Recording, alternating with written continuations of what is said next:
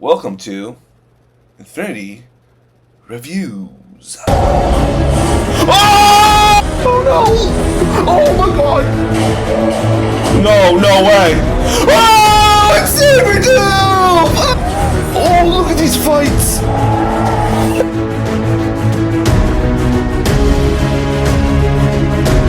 Hey guys, what is up? Last night I got to go check out Beetlejuice, the sequel to the cult classic film directed by Tim Burton. And I'm going to say this. The movie is okay. It is okay. Now, it's very much like in the mediocre okay category because I recently watched the original Beetlejuice. The original movie, like a week or two ago, and you guys were asking me why isn't that up on the channel. I'm like, oh well, because I had some copyright issues with that, so that will not be uploaded onto the channel. But I checked it out, and I liked the movie. I really liked Beetlejuice. I wasn't like totally enthralled with the film. I was like, oh no, this is the greatest movie of all time. No, I liked it. I thought it was really good. I love the characters. Alec Baldwin really stole the show in that film, but also Michael Keaton was great in that movie, and I really kind of enjoyed Winona Ryder's character in that film as well. But this film, I think that this movie, was trying to be funny, even though it wasn't really funny. The one thing about the film is that they try to put in all these jokes, and I'm okay with some jokes. Jokes are okay to me, but the thing is, like, the jokes have to land. They have to land these jokes, and I'm watching this movie, and the jokes are not landing at all. Michael Keaton's jokes aren't landing at all. There was a few jokes that Catherine O'Hara made that really got a chuckle out of me. But overall, I'm watching this movie, I'm like, am I really enjoying this? Because it wasn't, I don't know, I just did not enjoy the film as much as I thought I would. And, this is a Tim Burton, a legendary director in Hollywood. I was like, why am I not enjoying this? But, that's kind of my basic thoughts on that. My thoughts was like, I thought the movie was mediocre. I didn't think it was the best, but I thought it was mediocre. Now, let's go on to, like, the actual story of this film. So the story of this film is, Lydia Deetz, played by Winona Ryder. She is like a TV host. She is a paranormal, she runs a paranormal TV show where she goes and investigates ghosts. And, she's living in New York, and, she is kind of in a relationship with this producer played by Justin Theroux, who you see both these characters in the trailer. And, they're called back to their home. I can't remember the town. I just watched Beetlejuice, and I can't remember the town. But they're called back, because her father has died in a plane crash. He has died in a plane crash, and I'm not going to give spoilers on the film. And, then, some things happen, you got then you introduce Jenna Ortega's character, her and her mother, Lydia Deetz, they kind of have a strange relationship. And, it's kind of like that because, her father, sadly passed away, and it kind of she felt like her mother didn't really care about that. And so now, like, Jenna Ortega is kind of in the rebellious stage, of her life. She rebels, she gets dragged into the world of the ghosts. And, Winona Ryder has to go make a deal with Beetlejuice, who is also having his share of problems, who his ex-wife, who he killed, has come back to get revenge on him. And, of course, he still wants to pull all the shenanigans he can against the Deetz family. And, that's kind of the main story, going forward. And, I thought it wasn't the strongest story, in my opinion. It wasn't the strongest. But I do think there's a few bright spots in the film. The set design. Mostly all of this movie is practical. A lot of this stuff is practical. If you look to, the ghosts that Tim Burton does, the sets, it's all very practical. I think that's what really kept me in the movie. It's like, oh my gosh, like, it feels like an old school Hollywood movie where it's like, all of it's practical, it's got that Tim Burton flair that we all know and love, the crazy goofiness, that Tim Burton puts into his films, which that is very much there. But what is not there, in my opinion, of course, is me being enthralled with these characters. I thought the characters weren't as strong as they were in that first film. The first film, we're following, Alec Baldwin and his wife, around the house of them trying to adjust to being ghosts and learning about the rules of being a ghost. This movie, we're following Lydia Deetz. It's Lydia Deetz story. It's a story about family, and I don't know, something about it just made me took me out of the film. And why I say like it's okay mediocre, that's very much a great description of it, because I didn't absolutely love the movie. I was in my theater. My theater was packed. Like this movie's gonna make a lot of money. But the one thing is that no one was really laughing hard. No one was reacting to a lot of the things because, in my opinion, the movie isn't that strong. I feel it has a lot of member berries in there. It has a great cast characters, but I don't think the cast is really utilized. Like not.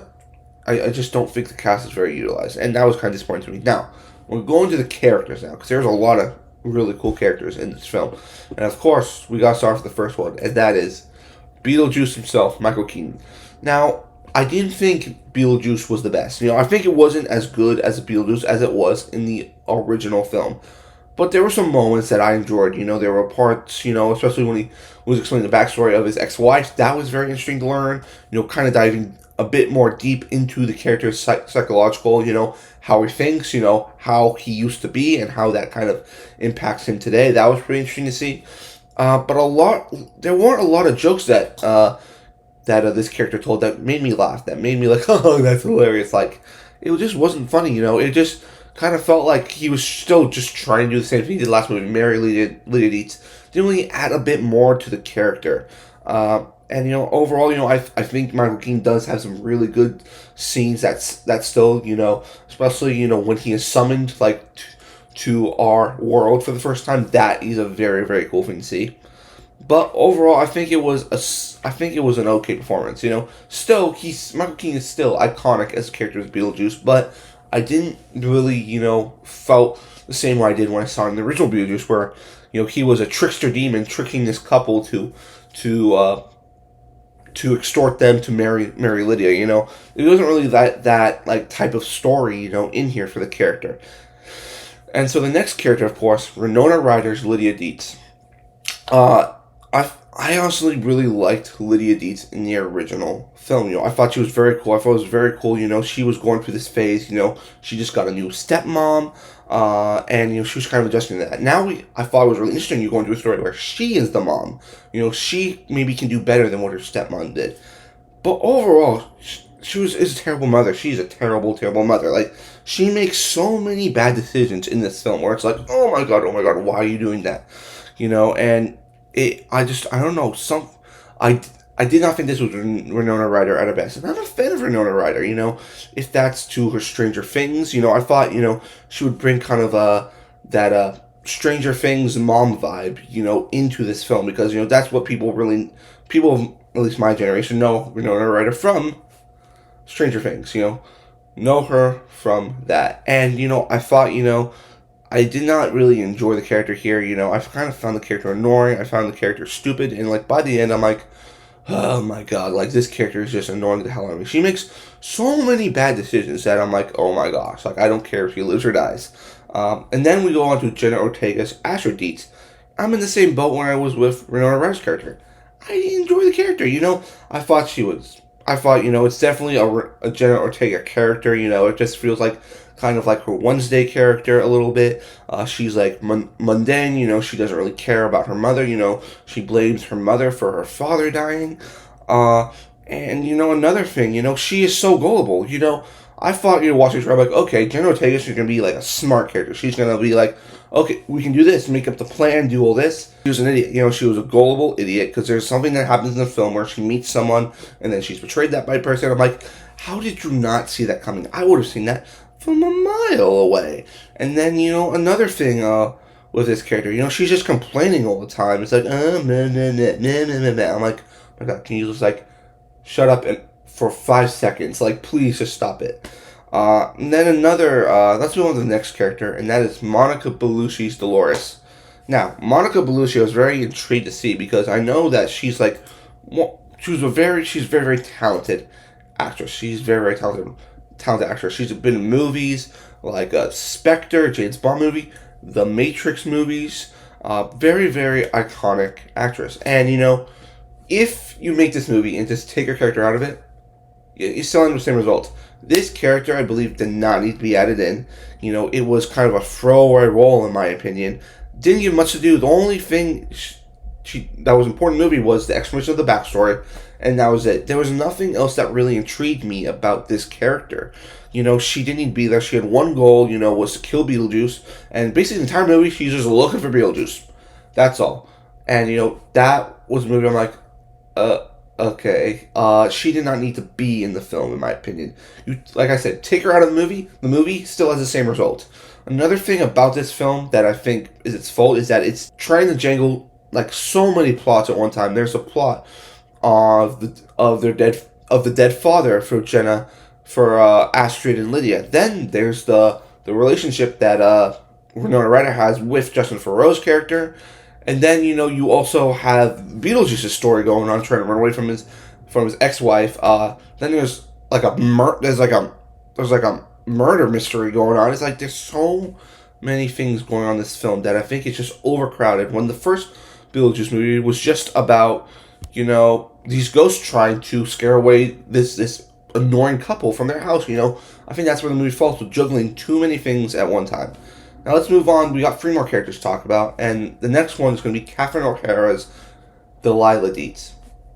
I think that her character made me engage in the film because Catherine O'Hara's jokes that they land, the character is as obnoxious and funny as she was in the original film, which I think is good. Catherine O'Hara, iconic actress as well, and she was great. She was absolutely great. There was most of the jokes I laughed at in the film were hers. I was laughing at her jokes because they were actually hitting. They were actually really, really funny. And she had some really, really cool moments. And, I felt like, she was a bit of a better mom. And, I felt like her and Astrid had like a more deep relationship than Lydia and her daughter Astrid in the film, which I think was a plus. I feel like Catherine in the first movie, like I thought she played the role perfectly as an obnoxious, annoying stepmother. This movie, I feel like she cares a bit more about family. She cares about the well-being of her granddaughter. And she has a lot of, I think, really good funny moments, and that's a plus for the movie. Now, let's move on to the next character, and that is Justin Theroux's Rory.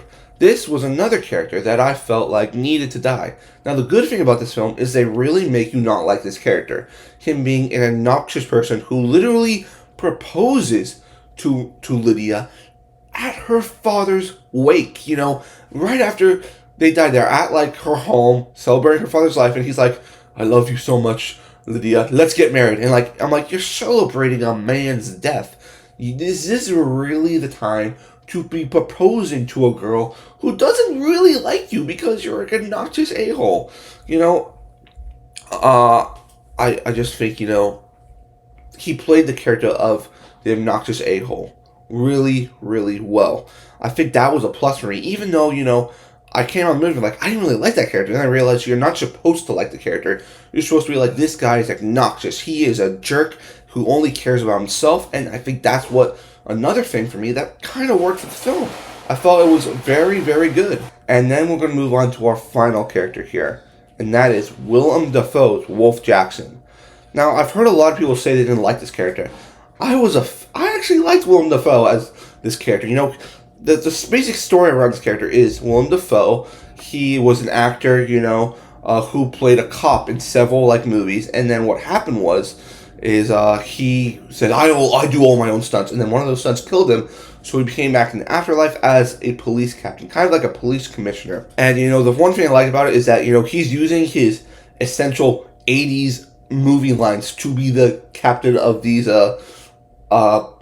undead ghost police force, where he's like, he has a cup of coffee and he's like, we gotta catch the killer, and he throws the coffee and it pans down, and there's a bunch of there's 100 coffee cups, he was trying to rehearse a scene. And I thought the character was enjoying. I think Willem Dafoe might have been actually tied with Catherine O'Hara as one of my favorite characters in the movie, which I thought that was a very, very big plus with. And he's trying to track down Beetlejuice, trying to track down Monica Bellucci's character Dolores, and try and make sure the undead and the not dead world don't intertwine with each other. Now, that is my basic review of all the kind of main cast characters. And I'm gonna say it again. There are some bright spots in the film. Catherine O'Hara has some great funny moments. The production of the sets, were very, very cool to see. The what's the word for it? I just said it earlier. It's using practical. Using the practical looked really well. It really felt like a Tim Burton film. But the stories, the performances of most of these characters are not really there, which I think makes this movie mediocre, and I have to give this movie a 6 out of 10. Yes, a 6 out of 10. Because I think it's okay. I think there are going to be people, if you're a fan of Beetlejuice, you're going to really, really enjoy this film, in my opinion. For me, not a huge fan of Beetlejuice. I wasn't the biggest fan. But if you're a fan, I think you'll enjoy this. You'll get some real kicks out of it. They put a few Easter eggs in here. But overall, in my opinion, it wasn't the strongest Tim Burton movie. It wasn't living up to the par of that first movie, which I didn't think it was at all going to live up to. That movie is iconic in its own right. But I think it makes for a very, very good, okay movie, Another okay movie. Now, I'm going to say this now. This movie's going to make bank, though. Because the theater I was in was mostly packed. It was like every seat sold out. And this movie, is going to make a lot of money. It might be one of the biggest box office movies of this year. Now, the question I keep thinking is, this movie, I don't think is going to have in the long run, it's not going to make as much money as, it's going to make in this first weekend. I think it's going to have a very big second weekend drop because I don't think it really has that rewatchability. But guys, what do you think of my review of Beetlejuice Beetlejuice? Are you going to go check it out, or do you think you're going to wait for this to drop on streaming? Leave your comments down below, like the video, and subscribe to the channel, and go check out all the other content we have on our channel. And I'll see you next time, guys. Peace.